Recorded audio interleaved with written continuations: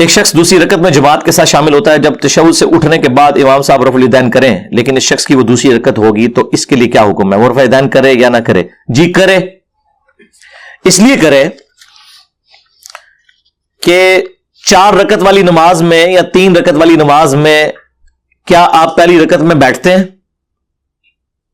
نہیں بیٹھتے، بیٹھنا تو ہمیشہ دوسری رکعت میں ہوتا ہے، یا تیسری میں یا چوتھی میں۔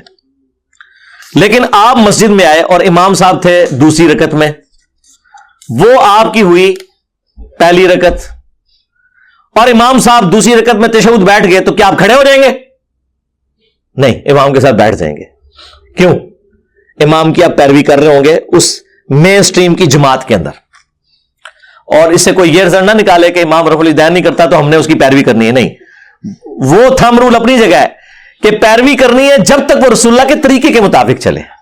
جب وہ نبی اسلام کے طریقے کو اڈاپٹ نہیں کرے گا تو ہم نے اس کی پیروی نہیں کرنی۔ ورنہ کیا حنفی امام کعبہ کے پیچھے جا کے رفع الیدین شروع کر دیتے ہیں؟ انہوں نے حج ٹریننگ میں کبھی بتایا لوگوں کو کہ امام کعبہ رفع الیدین کرتا ہے تو تسی بھی جا کے رفع الیدین کرنا ہے؟ نہیں، الٹا پکا کر کے بھیجتے ہیں کہ گمراہ نہ ہو کے آ جائیں۔ یہ پھکی ہے ان کے لیے۔ تو چونکہ وہ آپ کی پہلی رکعت ہے، آپ صرف اس وجہ سے بیٹھتے ہیں کہ آپ کا ٹیم لیڈر بیٹھا ہوا ہے، یعنی امام۔ تو اب جب وہ 2 رکعتوں کے بعد اٹھے گا تو آپ رفع الیدین کریں، پھر اس وقت آپ اس سسٹم کا حصہ بن جائیں۔ آپ اس چیز کو چھوڑ دیں کہ آپ کی وہ دوسری رکعت ہے، آپ پھر امام کے ساتھ سارے معاملات لے کے چلیں۔